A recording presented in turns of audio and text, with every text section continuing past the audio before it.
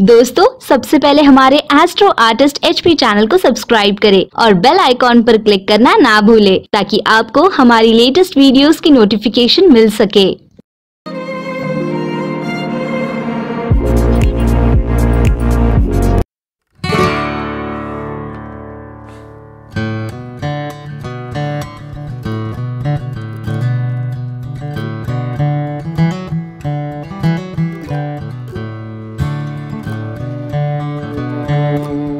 Sound healing. नमस्कार दोस्तों, मैं सिमी दुआ एस्ट्रो एचपी चैनल के तहत आज फिर से आपके लिए एक मनमोहक जानकारी लेकर उपस्थित हुई हूँ। आध्यात्मिक सम्मोहन के लिए सुने इन यंत्रों की आवाज। साउंड हीलिंग यानी आवाज या ध्वनि के जरिए आत्मिक शांति का अनुभव करना। ये एक ऐसी क्रिया है जिसे सदियों से अपनाया जा रहा है। ये न सिर्फ भारत में बल्कि विश्व के अन्य बहुत से देशों में प्रमुखता के साथ स्वीकृत विद्या है।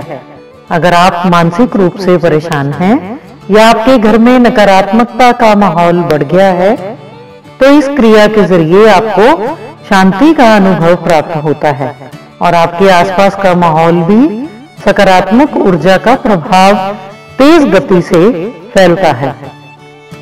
क्योंकि ध्वनि रूप कभी भी नष्ट नहीं होता। ध्वनि की तरंगे जल तरंगों की तरह वर्तुल रूप में आगे बढ़ती हैं। सूर्य की किरणें सीधी रेखा में चलती हैं। इनका मार्ग कोई भी अपारदर्शी माध्यम अवरुद्ध कर सकता है। जल तरंगे जल तक ही सीमित रहती हैं, लेकिन ध्वनि तरंगों को कोई माध्यम रोक नहीं पाता है। गर्भस्थ शिशु भी ध्वनि स्पंदनों ग्रहण कर अभिमन्यु बन जाता है। प्रकृति के शरीर को 7 धातुओं में, 7 चक्रों में, सप्तांग गुहाओं में श्रेणीबद्ध किया गया है। ध्वनि को भी 7 सुरों से अलंकृत किया गया है। संपूर्ण ब्रह्मांड जो कि ध्वनि अर्थात नाद पर आधारित है, 7 ही लोकों में बटा हुआ है, यथा भू, भुव, स्वः, मह, जन, तप, सत्यम। शरीर के 7 चक्रों की तुलना भी इन 7 लोकों से की गई है। जैसे सृष्टि और प्रकृति की तुलना जरूरी है, उसी प्रकार शरीर तथा चक्रों में संतुलन आवश्यक है। प्रत्येक चक्र पर वर्णमाला के वर्ण भी अभिव्यक्त होते हैं। इन वर्णों का 7 सुरों के स्पंदनों का चक्रों से विशिष्ट संबंध होता है। दूसरी ओर प्रत्येक चक्र से शरीर में कुछ अवयव जुड़े हुए हैं। चक्र शरीर के विशेष शक्ति केंद्र हैं, अतः इनसे ही आश्रित अवयवों की क्रियाओं का नियंत्रण होता है। अवयवों के रोगग्रस्त होने की दशा में चक्रों का संतुलन भी बिगड़ जाता है। चक्रों का सीधा संबंध हमारे आभा मंडल से होता है। इसी आभा मंडल से हमारा मन निर्मित होता है। आभा मंडल अपने चारों ओर के वायुमंडल से ऊर्जाएं ग्रहण करता है। यहाँ से सारी ऊर्जाएं चक्रों में गुजरती हुई विभिन्न अंगों, स्नायु कोशिकाओं में वितरित होती है। विज्ञान के अनुसार ध्वनि व उनसे पैदा हुए कंपन और कुछ नहीं बल्कि ऊर्जा होते हैं। जब कोई आवाज होती है तो उस आवाज से एक निश्चित ऊर्जा उत्पन्न होती है और हमारे आसपास के वातावरण में विलीन हो जाती है। ये ऊर्जाएं मस्तिष्क पर काम करती हैं व इनसे विभिन्न बीमारियां भी ठीक हो सकती हैं। नियमित मंत्र जाप करने से इंसान का नर्वस सिस्टम प्रभावित होता है और यही वजह है कि मंत्रों का प्रभाव हमारी हेल्थ पर पड़ता है। शोधों में यह भी पाया गया है कि कई मरीजों पर मंत्र के काफी सकारात्मक नतीजे देखने को मिलते हैं। साउंड व मंत्रों पर किए गए रिसर्च से ये पता चलता है कि साउंड फ्रीक्वेंसी हमारे माइंड को विशेष प्रकार की आरामदायक परिस्थिति में पहुंचा देती है, जिसे वैज्ञानिक भाषा में अल्फा स्टेट कहा जाता है। ध्वनि की शक्ति अपार है। ध्वनि से बड़ी बड़ी इमारतें, पुल और यहाँ तक कि इंसान का तंत्रिका तंत्र यानी नर्वस सिस्टम तक प्रभावित हो सकता है। जैसे कि राग दीपक में सभी चाप से दीप जलाए जा सकते हैं। राग मल्हार से बारिश करवाई जा सकती है। आज विज्ञान की बदौलत हम सभी जानते हैं कि विशेष तरंगों को इंसानी कान नहीं सुन सकते, लेकिन सोनोग्राफी एवं अल्ट्रासाउंड के द्वारा आज हम विभिन्न प्रकार के असाध्य रोगों से निजात पा सकते हैं। कई प्रकार के प्रयोगों से पता चलता है कि एक विशेष प्रकार की ध्वनि सुनाने पर मुर्गियों ने भी अपने पंख गिरा दिए थे। वे पेड़ पौधे एवं फसलें सूख गई।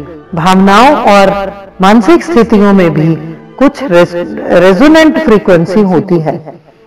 बदलाव आने पर आध्यात्मिक संगीत, प्रार्थनाओं और मंत्रों की शक्ति के पीछे का रहस्य है। विभिन्न भावनाएं और मानसिक शक्तियां भी एक विशिष्ट चक्र ध्वनि की फ्रीक्वेंसी से जुड़ी हैं। अब आप एक विशिष्ट ध्वनि फ्रीक्वेंसी की ओर काफी लंबे समय तक अनावृत होते हैं। सभी चक्र समकालीन होते हैं और जब चक्र एक लय में होते हैं तो आपको आराम और शांति मिलती है। ओम की ध्वनि तो वैसे भी साउंड हीलिंग के लिए सबसे उत्तम मानी जाती है। इनकी आवाज न सिर्फ आपकी एकाग्रता को बढ़ाकर ध्यान की अवस्था में पहुंचने में मदद करती है। पुराने पारंपरिक तिब्बती गायन कटोरे 7 अलौकिक धातुओं के संयोजन से बनाए गए थे, जैसे कि सीसा शनि ग्रह के लिए और पहले चक्र को रेगुलेट करता है, लोहा मंगल ग्रह और दूसरे चक्र को रेगुलेट करता है, टिन धातु बृहस्पति ग्रह तीसरे चक्र को रेगुलेट करता है, स्वर्ण धातु सूर्य ग्रह चौथे चक्र को रेगुलेट करता है, तांबा शुक्र 5वां चक्र, चांदी चांद और छठा चक्र, पारा और 7वां चक्र। उसी प्रकार बौद्ध धर्म में अंतर्गत दिन की शुरुआत और समापन तिंगशा यानी घंटे की आवाज के साथ की जाती है। चीनी मंदिरों में भी ये घंटा 108 बार बजाया जाता है, क्योंकि मान्यता के अनुसार वैयक्तिक जीवन में 108 प्रकार की चिंताएं होती हैं। चीनी मान्यताओं के अनुसार जो व्यक्ति इस घंटे की आवाज सुनता है, जिसके कानों में इस घंटे की आवाज पहुंचती है, उसके समस्त दुख तकलीफें समाप्त हो जाती हैं और उसके जीवन में शांति का वास होता है।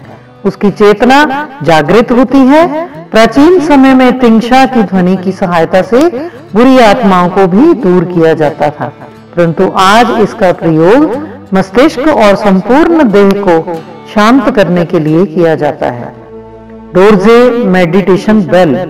इस बेल का मुख्य उद्देश्य आपके वर्तमान को सजीव बनाना होता है। इस बेल को आप लकड़ी की डंडी की सहायता से भी बजा सकते हैं। तिब्बती भाषा में डोरजे का अर्थ होता है बिजली ला गिरना। अगर इस बेल की व्याख्या की जाए तो ये वो है जिसे बजाते ही आपकी चेतना जागृत हो उठती है। बिजली की लहर आपके भीतर बिजली की लहर दौड़ने लगती है। ये बेल पवित्र ज्ञान की प्रतीक है। इसे ध्यान के समय उपयोग किया जाता है। दोस्तों, आपको हमारी ये जानकारी कैसी लगी हमें कमेंट बॉक्स में आकर जरूर बताएं। यदि आपको हमारा ये वीडियो पसंद आया हो तो प्लीज लाइक और सब्सक्राइब जरूर कीजिए। धन्यवाद सहित मैं सिमी दुआ, आपका दिन शुभ हो।